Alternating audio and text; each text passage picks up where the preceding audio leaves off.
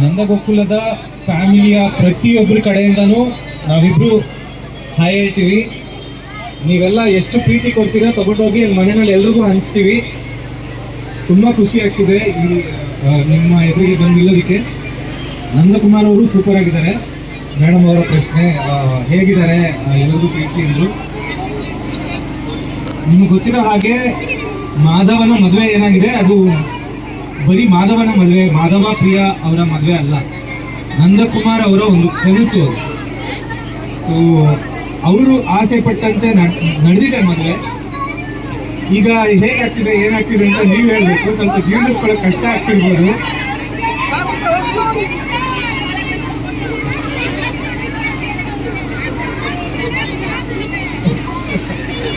ನೋಡಿ, ಅದು ಜೆಲಸ್ ಅಲ್ಲ, ಪ್ರೀತಿ.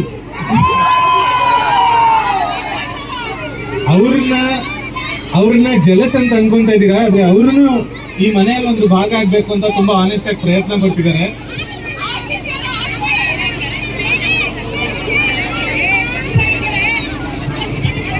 ಅದು ಜೆಲಸ್ ಅಲ್ಲ, ಅದು ಪ್ರೀತಿ ಅಂತ ಹೇಳ್ತಾರೆ. ಹೆಣ್ಮಕ್ಳಿಗೆ ಯಾವಾಗಲೂ ಕೂಡ ಹೌದಪ್ಪ ಇಷ್ಟ, ನಮಗೆ ನಮ್ಮ ಮಾವನೇ ಆಗಿರ್ಲಿ ಅಥವಾ ನನ್ನ ಗಂಡನೇ ಆಗಿರ್ಲಿ ಅಥವಾ ನನ್ನ ಬಾಮೈದನೇ ಆಗಿರ್ಲಿ ನಾದಿನೇ ಆಗಿರ್ಲಿ ನನ್ನನ್ನೇ ಜಾಸ್ತಿ ಇಷ್ಟಪಡ್ಬೇಕು ಅಂತ ಹೇಳ್ತಾರೆ. ಇದ್ರಲ್ಲಿ ಏನ್ ತಪ್ಪು ಅಲ್ವಾ? ನಿಜ ತಾನೆ? ಹೌದು ತಾನೆ? ಇವಾಗ ಹೌದು, ಖಂಡಿತ ಹೌದು, ಥ್ಯಾಂಕ್ ಯು. ಅಂದ್ರೆ ಇವಾಗ ಒಂದ್ ಮನೆಗೆ ಹೋದೆ ಅಂತ ಹೇಳಿದ್ಮೇಲೆ ಜಾಸ್ತಿ ಇಂಪಾರ್ಟೆನ್ಸ್ ಬಯಸ್ತೀವಪ್ಪ. ಹೊಸ ಸೊಸೆ ಅಂತ ಹೋದ್ಮೇಲೆ ಖಂಡಿತ ನಮ್ಗೆ ಇಂಪಾರ್ಟೆನ್ಸ್ ಬೇಕೇ ಬೇಕು. ಹೇಗೆ ಹೇಳಿ, ಅಪ್ಪ ಅಮ್ಮನ್ನ ಬಿಟ್ಬಿಟ್ಟು ನನ್ನ ಗಂಡನ ಮನೆಗೆ ಹೋದೆ ಅಂತ ಹೇಳೋದ್ಮೇಲೆ ನಾನು ಎಲ್ಲಾ ತರನು ಪ್ರೀತಿ ನನಗೆ ಸಿಗ್ಬೇಕು ಅಂತ ಆಸೆ ಪಡ್ತೀನಿ.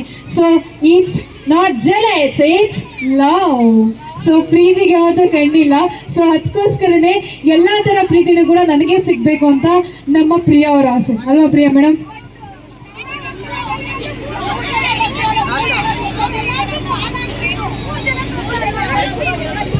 ಮೂರ್ ಸೊಸೆ ನನ್ಗೂ ಗೊತ್ತು, ಆದ್ರೆ ಯಾವಾಗ್ಲೂ ಕೂಡ ಮೊದಲನೇ ಸೊಸೆ ಏನ್ ಆಸೆ ಪಡ್ತಾರೆ ಗೊತ್ತಾ?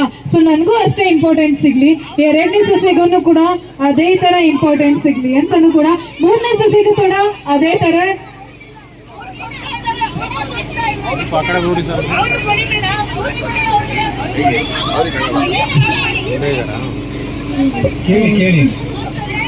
ಮೊದಲನೇದಾಗಿ ಎಲ್ರಿಗೂ ನಮಸ್ಕಾರ.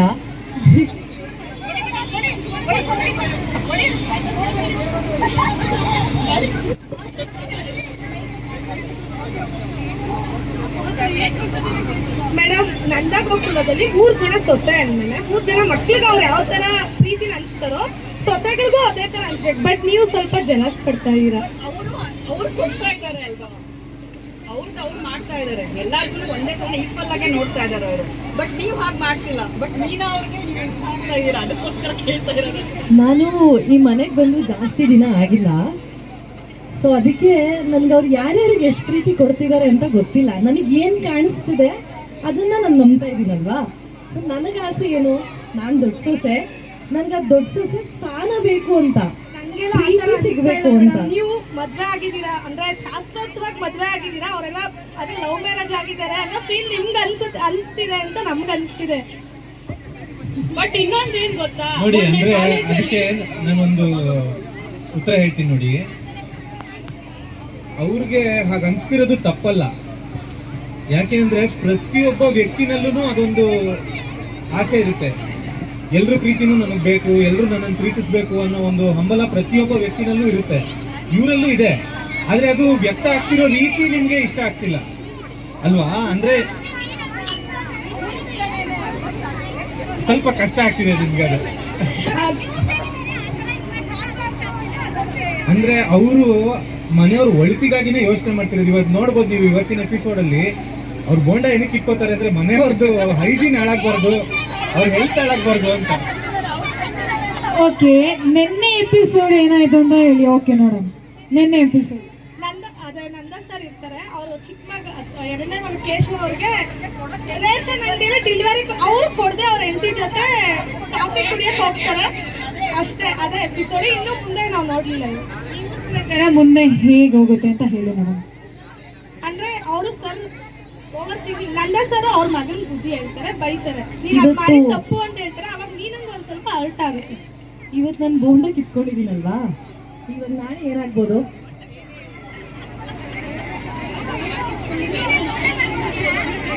ನಾನು ಅದನ್ನೇ ಹೇಳ್ತೀನಿ. ನಾನು ಹೇಳ್ತಿರೋದು ಅದು ನಿಮ್ಮ ಹೆಲ್ತ್ ಹಾಳಾಗಬಾರ್ದು. ನನ್ಗೆ ಎಲ್ಲರ ಮೇಲೂ ಅಷ್ಟೊಂದು ಪ್ರೀತಿ, ಎಲ್ಲರೂ ಚೆನ್ನಾಗಿರ್ಬೇಕು ನನಗೆ. ನೀನೇನು ನೋಡಿದ್ರೆ ಅಂತ ಏನಿಲ್ಲ, ನನಗೆ ಎಲ್ಲರ ಮೇಲೂ ಪ್ರೀತಿ. ನೀನಂಗೆ ಕಾಫಿನೂ ಮಾಡಿಕೊಟ್ಟಿದ್ದೀನಿ ನಾನು, ನೀವು ನೋಡಿದ್ದೀರಾ ಅಲ್ವಾ? ಮೀನ ಇಷ್ಟ ಇಲ್ಲ ಅಂದ್ರೆ ನಾನು ಮೀನಂಗೆ ಕಾಫಿನೇ ಮಾಡಿಕೊಟ್ಟಿರ್ಲಿಲ್ಲ. ಓಕೆ ಓಕೆ ಇವಾಗ ಓಕೆ ಓಕೆ ಓಕೆ ಸಮಾಧಾನ ಸಮಾಧಾನ. ನನಗೆ ಗೊತ್ತು ಇಲ್ಲಿ. ಆದ್ರೆ ನನ್ನ ನೋಡಿ, ನಂದಣ್ಣನ ಬಗ್ಗೆ ಪ್ರಶ್ನೆ ಕೇಳಿದ್ರೆ ಗಿರ್ಜಮ್ಮನ್ ಬಗ್ಗೆ ಒಂದು ಪ್ರಶ್ನೆನ ಕೇಳಕ್ ಬಿಡ್ಲಿಲ್ಲ ಅಪ್ಪ. ಏನ್ ಗಿರು, ಮಾಧವನ್ ಮದ್ವೆ ಆಗೋವರೆಗೂ ಯಾವಾಗತ್ತೆ ಅಂತಿದ್ರಿ. ಪ್ರಿಯಾನೇ ಮದ್ವೆ ಆಗ್ಬೇಕು ಅಂತಾನು ಹೇಳಿದ್ರಿ. ಈಗ ಪ್ರಿಯಾನ್ ಮದ್ವೆ ಆದ್ಮೇಲೆ ಅದು ಪ್ರಾಬ್ಲಮ್ ಇಲ್ಲ. ಅಂದ್ರೆ ನೋಡಿ, ಏನ್ ಖುಷಿ ಆಗ್ತಿದೆ ಅಂದ್ರೆ ನೀವೆಲ್ಲರೂ ಅದನ್ನ ಅಷ್ಟು ಪರ್ಸನಲ್ ಆಗಿ ತಗೊಂಡು ಅದಕ್ಕೆ ಕನೆಕ್ಟ್ ಆಗಿ ರಿಯಾಕ್ಟ್ ಮಾಡ್ತಿದ್ದೀರಲ್ಲ. ನಾವು ನಿಜವಾಗ್ಲೂ ಅದಕ್ಕೆ ಆಭಾರಿಯಾಗಿರ್ತೀವಿ. ಯಾಕಂದ್ರೆ ನಂದಗೋಕುಲದ ಮನೆನ ನೀವು ನಿಮ್ಮನೆ ಅಂತ ಭಾವಿಸಿದ್ದೀರಿ. ಪ್ರತಿಯೊಬ್ರು ನಿಮ್ಮನೆಗೆ ಏನಾದ್ರೂ ಒಂದು ತೊಂದರೆ ಆದ್ರೆ ನಿಮ್ಗೆ ಹೇಗೆ ಪರ್ಸನಲ್ ಆಗಿ ನೋವಾಗುತ್ತೋ ಆ ರೀತಿ ನೀವು ರಿಯಾಕ್ಟ್ ಮಾಡ್ತಿದ್ದೀರಿ. I totally get it and thank you so much ಇಷ್ಟು ಪ್ರೀತಿ ಕೊಡ್ತಿರೋದಕ್ಕೆ. ತುಂಬಾ ಅಂದ್ರೆ ತುಂಬಾ ಪ್ರೀತಿನೇ ಸಿಗ್ತಿದೆ. ಹಾಗೇನೆ ಸರ್, ಇಲ್ಲೂ ಕಡೆ ಇವ್ರದ್ದು ಒಂದೇ ಒಂದು ಪ್ರಶ್ನೆ ಇದೆ. ಮೊದಲು ನನಗೆ ಒಂದೇ ಒಂದು ಗೊತ್ತಾಗಬೇಕು. ನನ್ನ ಬಗ್ಗೆ ನಾನು ಪ್ರಶ್ನೆ ಕೇಳಿದೆ, ಗಿರ್ಜಮ್ಮ ಹೇಗಿದ್ದಾರೆ ಸರ್? ಅಮ್ಮ ಸೂಪರ್ ಆಗಿದ್ದಾರೆ. ಅವರು ಆಕ್ಚುಲಿ ಹೋದಾಗ ಎಲ್ಲರಿಗೂ ನನ್ನ ಕಡೆಯಿಂದ ಹಾಯ್ ಹೇಳು ಅಂತ ಹೇಳಿದ್ದಾರೆ. ಸೊ ಗಿರ್ಜಮ್ಮನ್ ಕಡೆಯಿಂದ, ನಂದಕುಮಾರ್ ಅವ್ರ ಕಡೆಯಿಂದ ಹಾಯ್. ಎಲ್ಲರಿಗೂ ಹಾಯ್ ಹೇಳ್ತಿದ್ದಾರೆ ಗಿರ್ಜಮ್ಮ ಮತ್ತೆ ನನ್ನ ಕಡೆಯಿಂದ. ಹಾಗಿದ್ರೆ ಕೂಡ ಇನ್ನೊಂದು ಪ್ರಶ್ನೆ ಕೇಳ್ತಿದ್ರಿ ಅಲ್ವಾ, ಕೇಳೇ ಬಿಡಿ. ನಮ್ಮ ಸರ್ ಖಂಡಿತ ಉತ್ತರ ಕೊಡ್ತಾರೆ. ಹಾಗೂ ಪ್ರಿಯಾ ಮೇಡಮ್ ಕೂಡ ಕೊಡ್ತಾರೆ. ಹಾಗೆ ಮಾಧವ್ ಸರ್ ಇವತ್ತು ನಿಮ್ಗೆ ಎಲ್ಲಾ ಪ್ರಶ್ನೆಗೂ ಉತ್ತರನೇ ನಂದು ಸರ್ ಹೇಳಿ ಕಳ್ಸಿದಾರೆ ಅಂತ. ಪರವಾಗಿಲ್ಲ, ನನ್ನ ಏನ್ ಪ್ರಶ್ನೆ ಕೇಳೋರು ಕೂಡ ಕೇಳ್ಬಿಟ್ ಬಾ, ಯಾಕಂತ ಹೇಳಿದ್ರೆ ನನ್ನ ಕುಟುಂಬ ಇದು ಅಂತ.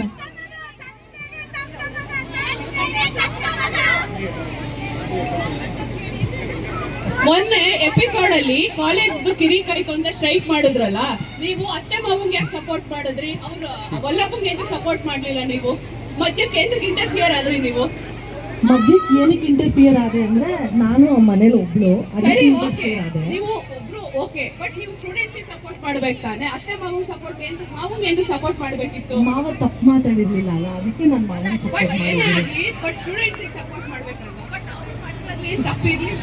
ಇದು ತಪ್ಪುಗಳು. ಯಾಕಂತ ಹೇಳಿದ್ರೆ ಸ್ಟೂಡೆಂಟ್ಸ್ ಆಗ್ಲಿ ಯಾರೇ ಆಗ್ಲಿ ತಪ್ಪು ಮಾಡಿದ್ರೆ ಅಕಸ್ಮಾತ್ ನಾವ ಸರಿ ಅಂತ ಹೇಳಿದ್ರೆ ಸೊಸೆ ಖಂಡಿತ ಸೈಡ್ ತಗೊಂತಾಳಪ್ಪ, ಅದು ನಿಜ.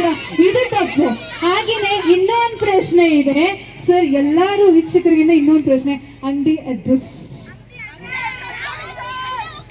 ಸರ್, ಅಂಗಡಿ ಅಡ್ರೆಸ್. ಅಂಗಡಿ ಇರೋದು ದೊಡ್ಡಬಳ್ಳಾಪುರದಲ್ಲಿ, ವಾವ್. ಆಯ್ತಾ? ಸೊ ದೊಡ್ಡಬಳ್ಳಾಪುರದಲ್ಲಿ ನೀವು ಹುಡುಕ್ಬೇಕಾಗುತ್ತೆ. ನಾವು ಇನ್ನು ಜಾಸ್ತಿ ಡೀಟೇಲ್ಸ್ ಡಿಸ್ಕೌಂಟ್ ಎಲ್ಲ ಕೂಡ ಕೊಡ್ತಾರೆ, ಬಟ್ ದೊಡ್ಡಬಳ್ಳಾಪುರಕ್ಕೆ ಹೋಗ್ಬಿಟ್ಟು ನೀವು ಹುಡುಕ್ಬೇಕು. ನೀವು ಹುಡುಕ್ಬೇಕು. ಇಷ್ಟು ಪ್ರೀತಿ ತೋರಿಸ್ತಿದ್ದೀರ, ಮತ್ತೆ ಅಂಗಡಿ ಒಂದು ಲೆಕ್ಕನ. ರಾಜ್ಕಮಲ್ ಟಾಕೀಸ್ ಹತ್ರ. ಓಕೆ, ಅಮ್ಮ ಆಲ್ಮೋಸ್ಟ್ ಸರಿ ಹೋಗಿದೆ. ಇನ್ನೊಂದು 10% ಸರಿ ಹೋಗಿದೆ. ಹೌದು ಶೂಟಿಂಗ್ ಮಾಡುವಾಗ ಚೆನ್ನಾಗಿ ಮಾಡ್ತಾ ಇದ್ದೀರಾ. ಆದ್ರೆ ಇವ್ರು ನೋಡಿದ್ರೆ ಸ್ವಲ್ಪ ಬೇಜಾರಾಗ್ತಾ ಇದೆ. ಯಾಕಂದ್ರೆ ಮೀನಾ ಮತ್ತೆ ಒಳಗ ನೆಂಟಿ ಕ್ಯಾರೆಕ್ಟರ್ಗಿಂತ ಇವ್ರ ಕ್ಯಾರೆಕ್ಟರ್ ಸ್ವಲ್ಪ ಯಾಕೋ ನಮಗೆ ಬೇಜಾರು ಅನ್ನಿಸ್ತಾ ಐತೆ. ಸ್ವಲ್ಪ ಅವ್ರ ಮಟ್ಟಕ್ಕೆ ನೀವು ಹೋಗ್ಬೇಕು ಅನ್ನೋದು ನಮ್ಮ ಆಸೆ. ಹೋದ್ರೆ ಧಾರಾವಾಹಿ ತುಂಬ ಚೆನ್ನಾಗಿ ಬರುತ್ತೆ ಅನ್ನೋದು ತುಂಬ ಧನ್ಯವಾದ. ನೋಡಿ, ಇದಕ್ಕೆ ಒಂದು ನಾನು ಏನು ಎಕ್ಸಾಂಪಲ್ ಕೊಡಕ್ಕೆ ಹೋಗ್ತೀನಿ ಅಂದರೆ, ಇವರು ಎಷ್ಟು ಚೆನ್ನಾಗಿ ನಟನೆ ಮಾಡ್ತಿದ್ದಾರೆ ಅಂತಂದರೆ ಎಲ್ಲರಿಗೂ ಅದು ಅವರ ಪಾತ್ರನ ಅವ್ರು ನಿಭಾಯಿಸ್ತಾ ಇದ್ದಾರೆ ಕಥೆಯಲ್ಲಿ. ಹಾಗಾಗಿನೇ ಎಲ್ರಿಗೂ ಅದು ನೋವಾಗ್ತಿದೆ ಅಥವಾ ಯಾವುದೋ ಒಂದು ರೀತಿ ನಿಮ್ಗೆ ಇರಿಟೇಟ್ ಆಗ್ತಿದೆ ಅಥವಾ ಡಿಸ್ಟರ್ಬ್ ಮಾಡ್ತಾ ಇದೆ. ಅದಕ್ಕೆ ಇವರು ಮಾಡ್ತಿರೋ ಒಂದು ಒಳ್ಳೆ ಅಭಿನಯ ಕಾರಣ, ನಮ್ಮ ನಿರ್ದೇಶಕರು ಬಹಳ ದೊಡ್ಡ ಕಾರಣ ಆಗ್ತಾರೆ. ನಿಮ್ಮೆಲ್ಲರನ್ನು ಮನರಂಜಕ್ಕೋಸ್ಕರ ಮಾಡ್ತಿರೋದು. ಸೊ ಯಾರೂ ಅದನ್ನ ದಯವಿಟ್ಟು ಪರ್ಸನಲ್ ಆಗಿ ತಗೊಂಡು ಹೊರಟಾಗಬೇಡಿ. ಅಂದ್ರೆ ಪ್ರಿಯಾ ಮೇಡಮ್ ಆಕ್ಟಿಂಗು ಅಷ್ಟು ಮನ ತೊಟ್ಟಿದೆ ಅಂತ ಅರ್ಥ. ಖಂಡಿತ ತಾನೇ ಇಷ್ಟೊಂದು ಕನೆಕ್ಟ್ ಆಗ್ತಿದ್ದೀರ ಅಂತ ಹೇಳಿದ್ರೆ ಖಂಡಿತ.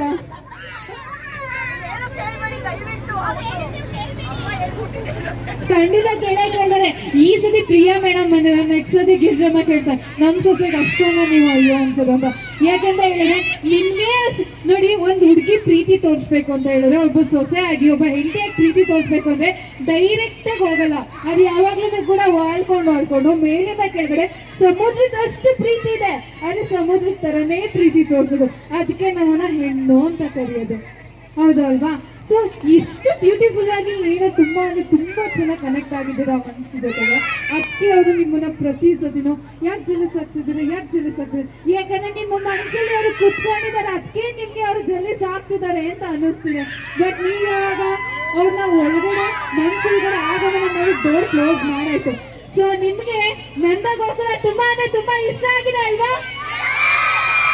ಓಹೋ, ಸೊ ಮಾಧವ್ ಸರ್ಗೆ ಹುರ್ರೇ, ಹಾಗೂ ಪ್ರಿಯಾ ಮ್ಯಾಮ್ಗೂ ಕೂಡ ಹುರ್ರೇ. Thank you.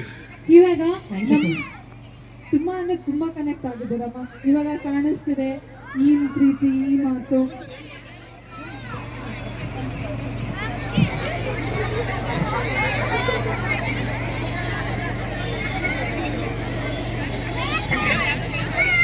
ಹಾಗೂ ಒಂದೇ ಒಂದು ನಿವೇದನೆ ಏನು ಅಂತ ಹೇಳಿದ್ರೆ, ದಯವಿಟ್ಟು ಇದು ನನ್ನ ಕಡೆನ ನಿಮಗೆ ಕೊಡ್ತೀರಾ ಅಂತ ಕೇಳ್ಕೊಂತೀರಂತ ಒಂದು ರಿಕ್ವೆಸ್ಟ್. ಆರ್ಟಿಸ್ಟ್ ಇಲ್ಲಿದ್ದಾರೆ ನಿಜ, ಬಟ್ ಅವ್ರ ಪ್ರೈವೇಸಿನೂ ಕೂಡ ಅಷ್ಟೇ ಮುಖ್ಯ. ಯಾಕಂದ್ರೆ ನಿಮ್ಗೆ ಅವ್ರ ಟೈಮ್ ಖಂಡಿತ ಕೊಟ್ಟೇ ಕೊಡ್ತಾರೆ. ಬಟ್ ಇವಾಗ ಅವರು ನಿಮ್ಮ ಜೊತೆ ಟೈಮ್ ಸ್ಪೆಂಡ್ ಮಾಡಕ್ ಬಂದಿದ್ದಾರೆ. ಸೊ ಸ್ವಲ್ಪ ನೀವು ತಾಳ್ಮೆಯಿಂದ ಇದ್ರೆ ಖಂಡಿತ ಅವ್ರ ಕೆಳಗಡೆ ಬಂದಾಗ ನಿಮಗೆ ಫೋಟೋ ಬೇಕಾ ಅಥವಾ ಆಟೋಗ್ರಾಫ್ ಬೇಕಾ ಖಂಡಿತ ಕೊಡ್ತಾರೆ. ಬಟ್ ಸ್ವಲ್ಪ ತಾಳ್ಮೆ ಇರಲಿ. ಇದ್ರ ಜೊತೆಗೆ ನಾವು ಪ್ರೋಗ್ರಾಮ್ನ ಕೂಡ ಮುಂದುವರಿಸ್ತೀವಿ. ಅದ್ರ ಜೊತೆಗೆ ನೀವೇನಾದ್ರೂ ಕೂಡ ನಮ್ಮ ವೀಕ್ಷಕರಿಗೆ ಏನಾದ್ರು ಹೇಳಕ್ ಇಷ್ಟಪಡ್ತಾರೆ. ತುಂಬಾ ಚೆನ್ನಾಗಿ ನಗ್ತಿದ್ದಾರೆ. ಇನ್ನು ಮಾಧವ್ ಸರ್ ಮನ್ಸು ಕೇಳ್ಬೇಕಾ ಚಿಟ್ಟೆ ತರ ಆಡ್ತಾನೆ ಇರುತ್ತೆ ಯಾವಾಗ್ಲೂ, ಅಲ್ವಾ ಸರ್? ಅಪ್ಪ ಯಾರಕ್ ತಾನೇ ಇಷ್ಟ ಇಲ್ಲಪ್ಪ, ಗಂಡನ್ನ ಯಾವಾಗ್ಲೂ ಬುಟ್ಟಿಗೆ ಬಿಡಿಸ್ಕೋಬೇಕಂದ್ರೆ ಹೆಂಡತಿ ಆಸೆ. ಇವಾಗ ನಾವು ಸ್ಟೇಜ್ ಮೇಲೆ ಕಲರ್ಸ್ ಕನ್ನಡತಿಯರನ್ನ ಕಡೆಗೊಳ್ತಿದ್ವಿ. ಕಲರ್ಸ್ ಕನ್ನಡತಿಯರು ನಮ್ಮ ನಿಜ ಜೀವನದ ಯಾವಾಗ್ಲೂ ಕೂಡ ತೆರೆ ಮೇಲೆ ನೀವು ನೋಡ್ತಿರ್ತೀರಮ್ಮ. ಇವಾಗ ತೆರೆ ಮುಂದ್ಗಡೆ ಕನ್ನಡತಿಯರು ನಿಮ್ ಮುಂದೆ ಬರ್ತಿದ್ದಾರೆ. ಸೊ ನಿಮ್ ಕಡೆಯಿಂದ ಅವರು ಕೂಡ ಒಂದಷ್ಟು ಮಾತು, ಅದ್ರ ಜೊತೆಗೆ ನಿಮ್ ಕಡೆಯಿಂದ ಗೌರವವನ್ನು ಕೂಡ ಸಲ್ಲಿಸ್ತಿದೀವಿ. ಅವ್ರ ಕಡೆ ಒಂದಷ್ಟು ಪ್ರಶಸ್ತಿನೂ ಕೂಡ ಕೊಡ್ತೀವಿ ನಮ್ಮ ಕಲರ್ಸ್ ಕನ್ನಡತಿಯರು.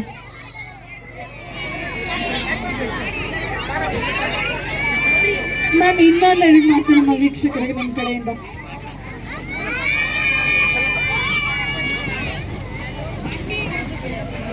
ಮೊದಲನೇದಾಗಿ ಈ ಕಾನ್ಸೆಪ್ಟೇ ತುಂಬ ಇಷ್ಟ ಆಯಿತು. ಯಾಕಂದರೆ ಹೆಣ್ಮಕ್ಳನ್ನ ಸೆಲೆಬ್ರೇಟ್ ಮಾಡ್ತಾರೆ ಅಂದರೆ ಯಾರಿಗೆ ಖುಷಿ ಆಗಲ್ಲ.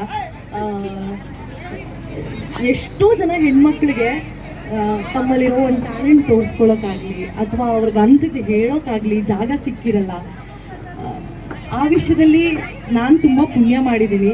ನನ್ನ ಮನೆಯಲ್ಲಿ ನನಗೆ ಸಪೋರ್ಟ್ ಮಾಡಿ ಇಲ್ಲಿವರೆಗೂ ಕರ್ಕೊಂಡು ಬಂದಿದ್ದಾರೆ. ಈ ಕಾನ್ಸೆಪ್ಟ್ ಕೇಳಿ ಎಷ್ಟು ಖುಷಿ ಆಯಿತು ಅಂದರೆ, ಇದರಿಂದ ಎಷ್ಟೊಂದು ಜನ ಒಂದು ಹುಮ್ಮಸ್ಸಿಂದ ಬಂದು ಪಾರ್ಟಿಸಿಪೇಟ್ ಮಾಡಿ ಅವ್ರ ಟ್ಯಾಲೆಂಟ್ನ ತೋರಿಸಿ ಬೆಳಕಿಗೆ ಬರ್ತಾರೆ ಅಂದಾಗ ತುಂಬಾ ಖುಷಿ ಕೊಡುತ್ತೆ.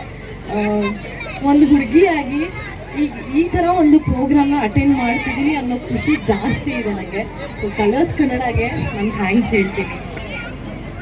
ತುಂಬಾ ಧನ್ಯವಾದಗಳು ಹೇಳ್ತಿದ್ದಾರೆ ನಮ್ಮ ಪ್ರಿಯಾ ಮೇಡಮ್. ನೋಡಿ, ನಿಮ್ಗೆ ಯಾವಾಗಲೂ ಹೇಳ್ತಾರೆ ಜೊಲಿಸ್ ಬರ್ತಾರೆ ಅಂತ. ಇಲ್ಲ ರೀ, ನೀವೇಂತ ಪ್ರೀತಿ ಸೈಡ್ನು ಕೂಡ ನೋಡಲ್ಲ. ನಾವು ಹೆಣ್ಮಕ್ಳು ಹಂಗೆ, ನಮ್ಮ ಪ್ರೀತಿ ಯಾವಾಗಲೂ ಜೊಲಿಸ್ ಆಗೇ ಇರ್ತದೆ. ಮಾಧವ್ ಸರ್, ನೀವು ಒಂದೆರಡು ಮಾತು ನಮ್ಮ ಕನ್ನಡತಿಯರಿಗೆ ಹಾಗೂ ಕೂಡ ನಿಮ್ಮ ಪ್ರಿಯ ವೀಕ್ಷಕರಿಗೆ. ಮೊದಲನೇದಾಗಿ ಹೆಣ್ಣನ್ನ ಆಚರಿಸ್ತಾ ಇರುವಂತಹ ಒಂದು ಸಂದರ್ಭ ಇದೆ. ಅಂದ್ರೆ ಪ್ರಕೃತಿನೇ ಒಂದು ಹೆಣ್ಣು. ನಮ್ಮ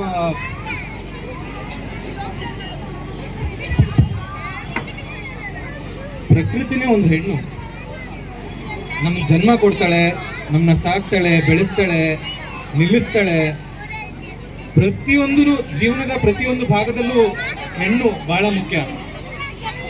ಆ್ಯಂಡ್ ನನಗೆ ಈ ಒಂದು ಸಂದರ್ಭನ ಸೆಲೆಬ್ರೇಟ್ ಮಾಡ್ತಿರೋದು ಬಹಳ ಪರ್ಸ್ನಲ್ ಆಗಿ ತುಂಬ ಖುಷಿ ಆಗ್ತಿದೆ.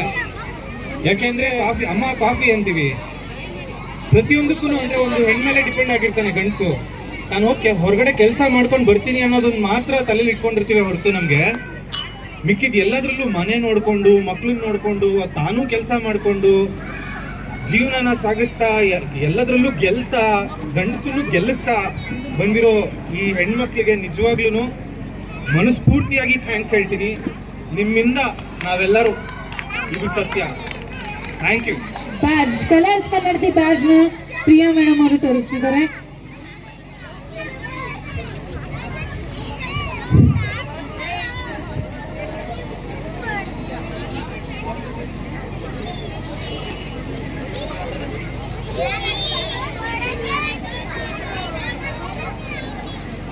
ಹಲುಮೇಲಮ್ಮ ಅವ್ರಿಗೆ. ನೆಕ್ಸ್ಟ್ ಶ್ರೀಮತಿ ಲಲಿತಾ ಕುಮಾರ್, ಅದಾದ್ಮೇಲೆ ಉಮ್ರತ್ ಬಾನು, ಶ್ರೀಮತಿ ಕಲ್ಪನಾ, ಶ್ರೀಮತಿ ಶಾಂತಕುಮಾರಿ, ಶ್ರೀಮತಿ ಸುಜಾತ, ಶ್ರೀಮತಿ ಗೌರಮ್ಮ, ಶ್ರೀಮತಿ ಚೈತ್ರ ರಾಜ್, ಶ್ರೀಮತಿ ಜಯಲಕ್ಷ್ಮಿ ಎಚ್.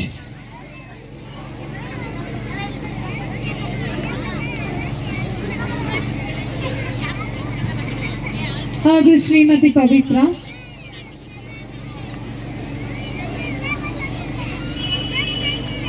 ಶ್ರೀಮತಿ ಅನ್ಸೂಯಕ್ಕ ಮತ್ತು ಶ್ರೀಮತಿ ಸುವರ್ಣಕ್ಕ, ಶ್ರೀಮತಿ ಹೇಮಲತಾ.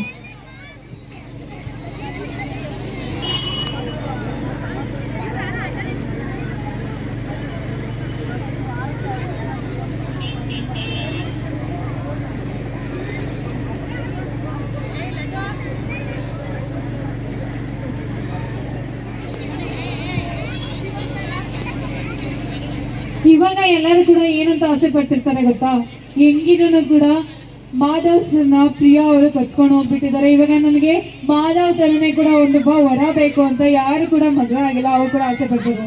ಯಾಕೇಳಿ ಇವಾಗ ಎಷ್ಟು ಸ್ಪಷ್ಟವಾಗಿ ಉತ್ತರ ಕೊಟ್ಟರು, ನನ್ನ ಹೆಂಡತಿ ಏನು ಜಲ್ದಿಸ್ಬೇಡಲ್ಲ, ನನ್ನ ಹೆಂಡತಿ ಪ್ರೀತಿ ಸ್ವಲ್ಪ ತೋರಿಸುವಂಥ ತರೀಕೆಯಲ್ಲಿ ಸ್ವಲ್ಪ ಹಿಂಜರಿತಾರೆ.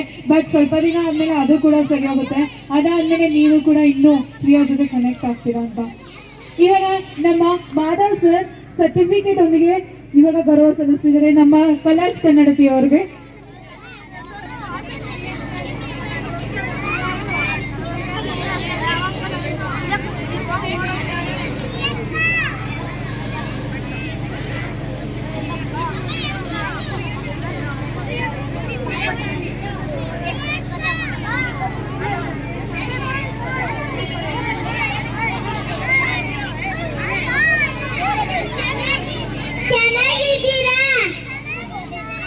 ತುಂಬಾ ಚೆನ್ನಾಗಿದ್ದೀನಿ. ಚೆನ್ನಾಗಿದ್ದೀರಾ?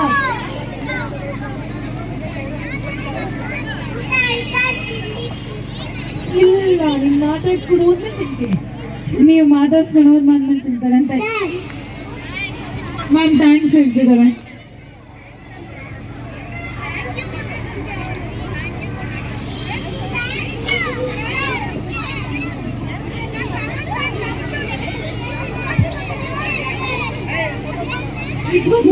ಕನ್ಸ್ತನ ಅನ್ನಿಸ್ತದೆ ಪ್ರಿಯಾ ಮಾಮಿ ಅವ್ರಿಗೆ. ವಾವ್, ಮಗಂಗೆ ಕೂಡ ಡೌಟ್. ಹೋಗ್ಲಾ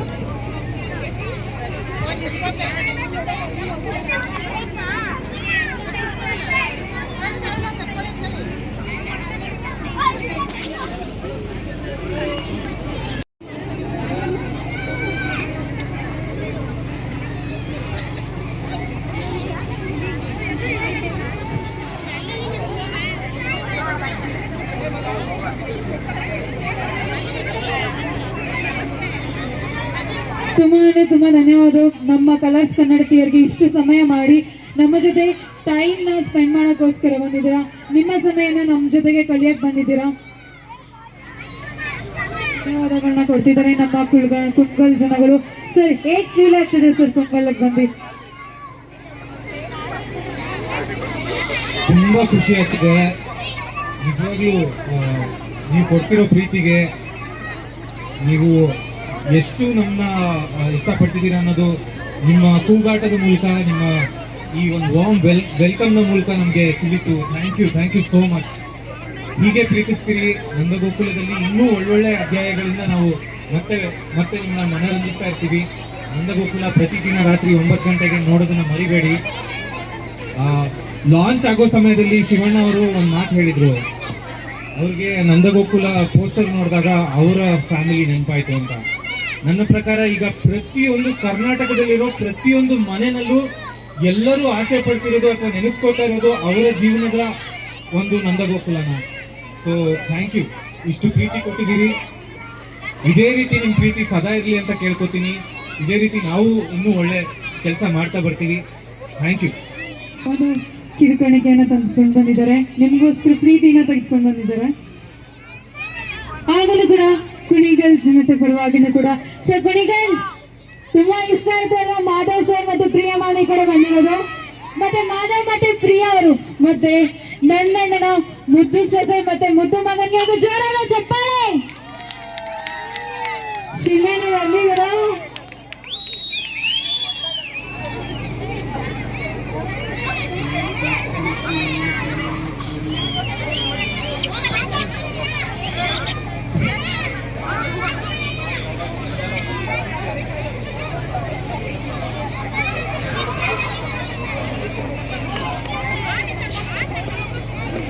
ಬಂದಿದ್ರು.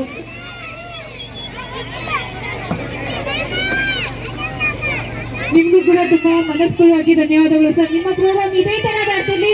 ನಮ್ಮ ಕುಣಿಗಲ್ ಜನಕ್ಕೆ ಇನ್ನೂ ಕೂಡ ಇದೇ ತರ ನೀವು ಮನೋರಂಜನೆ ಮಾಡ್ತಾ ಹಾಗೂ ಕೂಡ ಇದೇ ತರ ಅವರ ಆಶೀರ್ವಾದ ಕೂಡ ನಿಮ್ಮಲ್ಲಿ. ಯೋಚನೆ ಮಾಡಬೇಡಿ, ಅವ್ರು ನಿಮ್ ಜೊತೆ ಇದ್ಮೇಲೆ ನೀವೇ ಆಗ್ಲಿ ಕೂಡ ಟಾಪ್ ಅಲ್ಲಿ ಇರ್ತಾರೆ ಗಳು.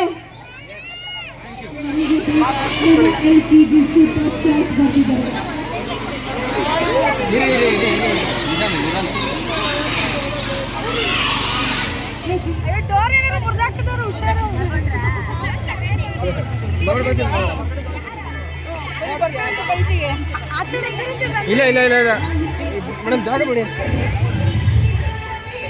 ನೋಡಿ ಇಲ್ಲಿ ನೋಡಿ ಇಲ್ಲಿ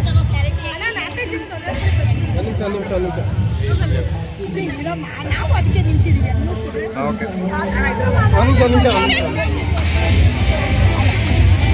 ನಮಸ್ಕಾರ, ನಾನು ನಿಮ್ಮ ಪ್ರೀತಿಯ ಡಾಕ್ಟರ್ ಶ್ರಾವ್ಯ ಎಸ್ ರಾವ್.